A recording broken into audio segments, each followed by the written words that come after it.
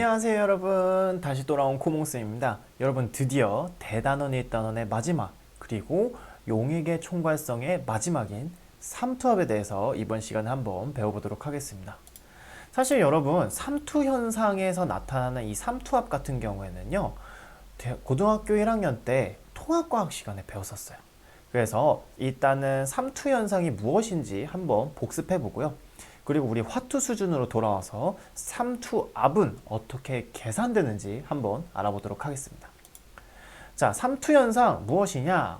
우리가 반투막을 사이에 두고 농도가 서로 다른 용액이 존재하게 되면요, 농도가 낮은 쪽에서 높은 쪽으로 용매 입자가 이동하는 현상을 바로 삼투 현상으로 배웠어요. 이때 반투막이 꼭 있어야 되는데요, 이 반투막이 무엇인가?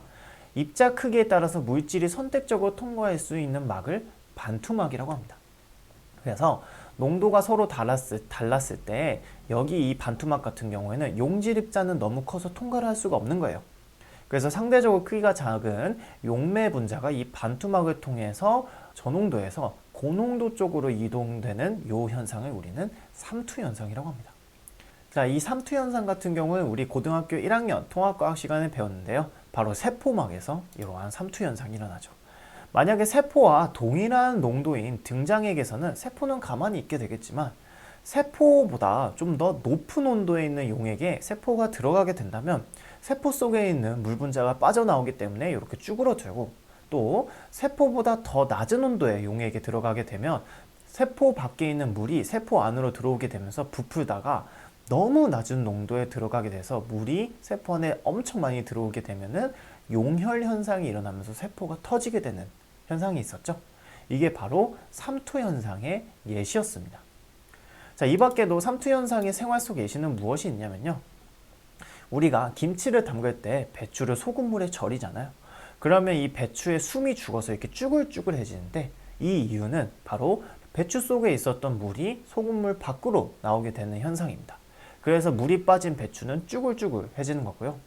그리고 우리가 라면이나 아니면 짠 음식을 먹게 되면은 갈증이 나죠. 그 갈증이 나는 것도 우리 몸에서 삼투 현상 때문에 발생되는 예시 중 하나가 되겠습니다. 아시겠죠? 자, 여기까지 우리가 고등학교 1학년 통합과학 시간에 배웠다면은, 이번에 우리가 화투로 올라가서 삼투 현상에서 나타내는 이 삼투압에 대해서 한번 알아보도록 할게요. 삼투 현상에서 나타나는 삼투압은 무엇인가 보면, 반투막을 사이에 두고 순수한 용매와 용액이 있을 때 이 삼투 현상을 막기 위해서 용액 쪽에 가해 주어야 하는 최소한의 압력을 우리는 삼투압이라고 합니다. 지금 여기 보이시는 것처럼 삼투 현상이 일어나요. 그런데 내가 이 삼투 현상을 막기 위해서는 여기 보이시는 부피가 큰 쪽을 눌러주게 되면 다시 이 반투막을 통해서 용매 분자가 이동하면서 원상태로 돌아오겠죠. 이때 이 눌러주는 힘을 바로 삼투압이라고 하는 겁니다. 자, 삼투압의 개념 자체는 그렇게 어렵지 않은데요, 우리가 저번 시간에 증기압력 내림, 끓는 점 오름, 어는 점 내림에서 이 현상들을 배우고 이거에 관련된 수식을 배웠었던 것처럼 이 삼투압을 구하는 공식을 여러분이 알고 있어야 됩니다. 자, 이 삼투압을 구하는 공식은 굉장히 유명한 과학자인 반트호프가 만들어냈는데요, 이 반트호프 같은 경우에는 제1회 초대죠. 제1회 노벨 화학상을 수상한 화학자입니다. 자, 그래서 이 반트호프가 어떠한 법칙을 발견했냐면요, 비휘발성 비전해질의 용질에 녹아있는, 어디서 많이 본 문장이죠, 묽은 용액의 삼투압은 바로 용액이 몰농도와 절대 온도에 비례한다, 두 가지 요소에 비례한다는 겁니다. 그래서 이거와 관련된 공식을 정리하게 되는데요, 그 공식이 바로 반트호프식입니다. 여기 보이시는 파이, 삼투압이죠. 삼투압은 몰농도 곱하기 기체상수 곱하기 절대온도를 곱한 값과 같다라는 식을 만들게 됩니다. 그런데 우리 몰농도 같은 경우에는 부피분의 용질의 몰수였었잖아요. 그렇죠? 그렇기 때문에 이 몰농도를 부피분의 용질의 몰수로 치환을 해서 여기 왼쪽 좌항으로 이항을 하게 되면 삼투압 곱하기 부피는 용질의 몰수 곱하기 기체상수 곱하기 절대온도로 표현할 수 있다는 것이 나오게 됩니다. 자, 그런데 여러분, 이거 어디서 많이 비슷한 느낌? 어디서 많이 본 느낌이 나지 않나요? 그렇습니다. 놀랍게도 이 반트호프 법칙은 우리가 이전에 배웠었던 이상기체 방정식과 굉장히 유사한 형태로 띈다는 것을 볼 수 있어요. 그래서 이상기체 방정식에서의 기체 압력도 압력이고 여기에 보이시는 삼투압도 압력이거든요. 신기하게도 이상기체 방정식과 반트호프 법칙이 비슷하다는 것을 여기서 확인할 수 있고 요거하고 연계돼서 반트호프의 법칙 수식을 쉽게 우리가 암기할 수 있을 거라 예상을 합니다. 자, 여기까지 하면요, 우리가 삼투 현상이 무엇인지, 그리고 삼투압은 무엇인지, 마지막으로 삼투압은 어떻게 계산되는지, 또 무엇에 영향받는지까지 알아봤으니까 삼투압의 개념은 끝나게 되는데요.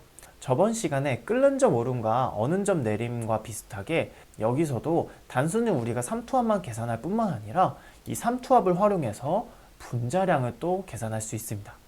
자, 그러면 이번에도 반트호프 법칙에서 분자량을 구하는 법 한번 알아보도록 할게요. 자, 반트호프 법칙 수식을 살펴보면 이 안에서 지금 분자량을 찾을 수가 없어요. 하지만 좀 더 면밀하게 해체하고 분해하면은 바로 분자량을 찾을 수 있습니다. 어디서 찾을 수 있느냐? 바로 여기 몰수에서 찾을 수 있죠. 그렇죠? 자, 이 몰수 같은 경우에는 우리가 어떻게 표현해요? 자, 용질의 양 몰수는 분자량분의 용질의 질량으로 표현하죠. 그래서 이것을 용질의 몰수에 대입하게 되면 반트호프식을 이렇게 고칠 수 있게 되는데요. 이 분자량을 꺼내오기만 하면 되겠죠. 그쵸? 자, 그래서 여기 보이시는 분자량과 여기 보이시는 좌항을 서로 바꾸게 되면은 우리는 반트호프 법칙을 이용한 분자량을 구하는 공식을 만들 수 있게 됩니다.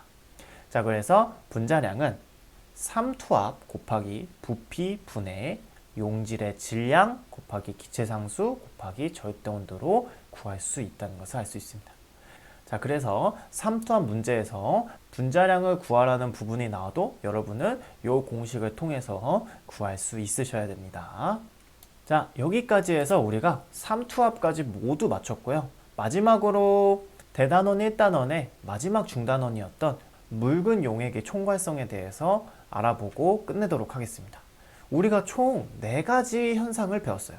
첫 번째, 증기압력 내림. 두 번째, 끓는 점 오름 현상. 그리고 세 번째, 어는 점 내림. 그리고 네 번째, 삼투압에 대해서 배웠습니다. 자, 이 4가지는요. 증기압력 내림 같은 경우에는 용질의 몰 분율에 비례했고요. 그리고 끓는 점 오름과 어는 점 내림 같은 경우에는 용액의 몰랄 농도에 비례했습니다. 자, 그리고 삼투압 같은 경우에는 용액이 몰 농도에 비례하는 것을 확인할 수 있었습니다.